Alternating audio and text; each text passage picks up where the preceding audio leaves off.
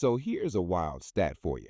Less than 1% of cars on the road today make it past 500,000 miles.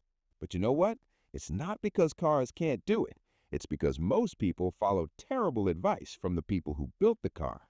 Yeah, I said it. And today, I'm about to break down the 12 habits that'll keep your ride running when everyone else is shopping for a new one.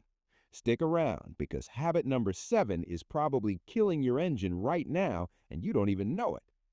What's up, everyone? Welcome back to Auto Mastery, where we help you become the boss of your own car. If you're new here, hit that subscribe button because we're dropping real knowledge, not the fluff you get from dealership brochures. Look, I'm going to be straight with you. Getting a car to 500,000 miles isn't rocket science, but it does require you to stop listening to the people who want to sell you a new car every 5 years. The habits I'm sharing today, they're based on what actually works, not what's convenient for manufacturers.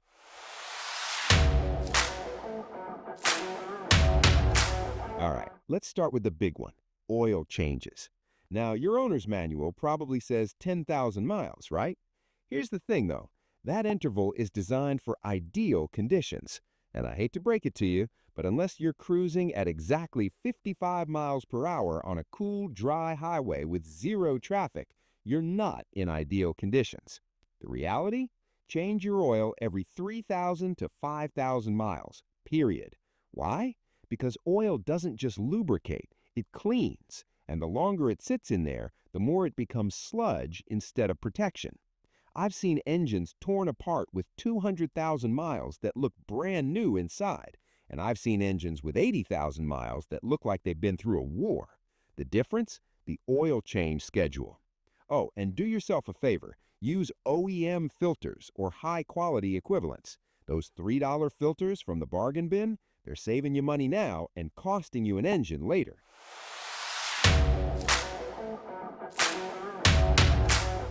Now let's talk about one of the biggest lies in the auto industry, lifetime transmission fluid. You ever wonder whose lifetime they're talking about? Because it's definitely not yours. Here's what they don't tell you.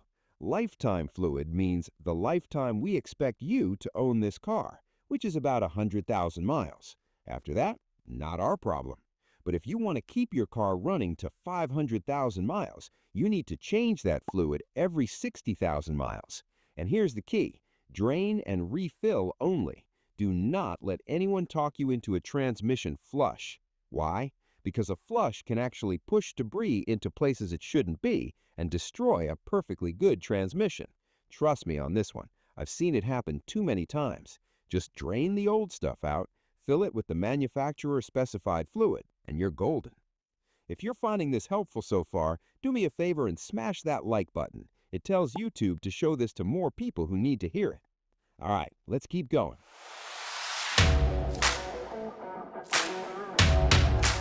Coolant is one of those things people just forget about. They figure, hey, it's still green, must be fine, right? Wrong. Dead wrong. Over 3 to 5 years, coolant becomes acidic. And acidic coolant, it's basically eating your engine from the inside out. It destroys water pumps, eats through seals, and eventually causes head gasket failure, which is a repair bill that'll make you cry. Flush your coolant every 3 to 5 years, no exceptions. It's cheap insurance compared to rebuilding an engine. And while you're at it, inspect those hoses. A $15 hose can leave you stranded just as easily as a $3,000 transmission.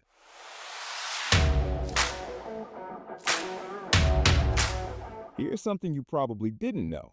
Brake fluid absorbs water, like it literally pulls moisture out of the air.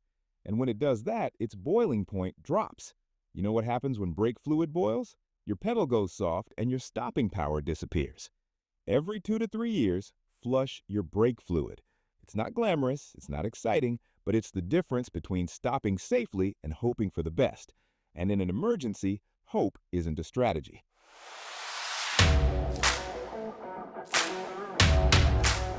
Fuel filters don't get much love, but they should. Your fuel system is only as good as the fuel going through it. And modern fuel injectors, they're precise pieces of engineering that cost a fortune to replace. Replace your fuel filter every 30,000 to 60,000 miles. It protects your fuel pump and keeps your injectors clean.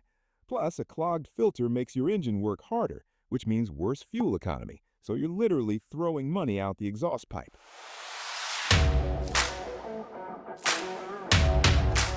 Okay, this one's critical. If your car has a timing belt, and not all of them do, some have chains, you need to replace it between 60,000 and 80,000 miles, not 100,000, not when I hear a noise, between 60 and 80K. Why? Because when a timing belt snaps, it doesn't just stop your engine. In most modern cars, it causes catastrophic damage. We're talking bent valves, damaged pistons, maybe even a totaled engine. A timing belt replacement might cost you $600 to $1,000. An engine rebuild? Try $5,000 or more. Don't roll the dice on this one. Just don't.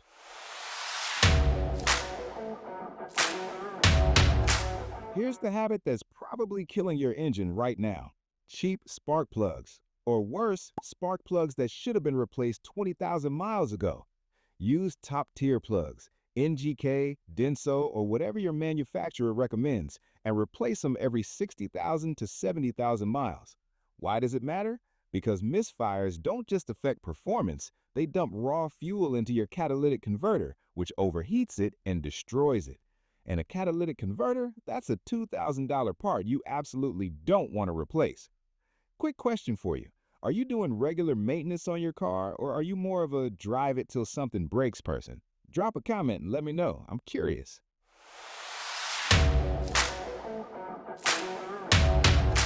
If you drive an all-wheel drive vehicle, or if you tow anything, a trailer, a boat, even a jet ski, listen up.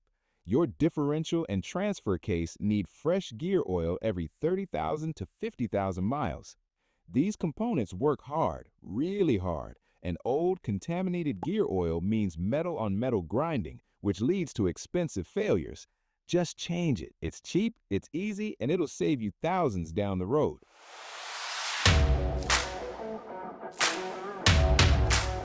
The PCV valve might be the smallest part I'm talking about today, but ignoring it can blow your engine seals, literally. This little valve releases pressure from inside your engine. When it clogs up, that pressure has nowhere to go except through your gaskets and seals. Replace it every 30,000 to 50,000 miles. It costs like $20 and takes 10 minutes. No excuse not to do it.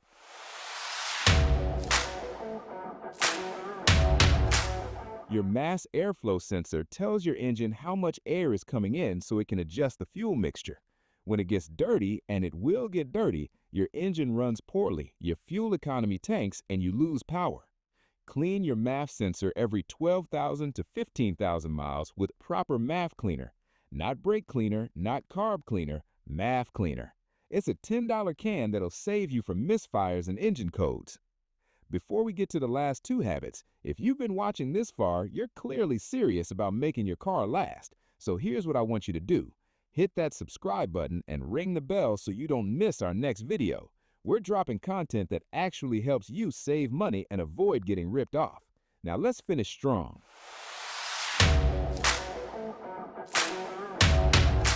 Alignment isn't just about tires wearing evenly, although that's important.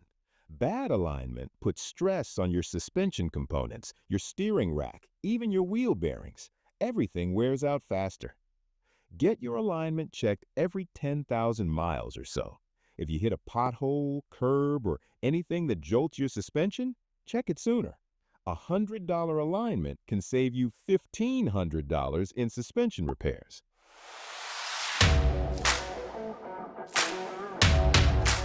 Last one, and it's so simple you're gonna laugh.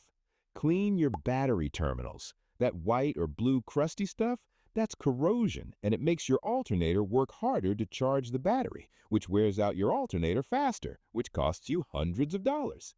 Baking soda, water, and an old toothbrush. That's it. Scrub those terminals clean every few months. Takes 5 minutes, costs nothing, saves you a fortune. Look, here's the bottom line. Getting a car to 500,000 miles isn't about luck. It's not about buying the right brand. It's about taking care of what you already have. And the best part, most of this stuff is cheap and easy. The habits I just shared with you, they're not complicated, they're not expensive, they're just smart. And if you follow them consistently, your car will outlast your neighbor's car, your coworker's car, and probably every car in your family. If you got value out of this video, give it a thumbs up and share it with someone who needs to hear it. And seriously, subscribe to Auto Mastery if you haven't already. We're here to help you win with your car. I'll catch you in the next one. Until then, take care of your ride, and it'll take care of you.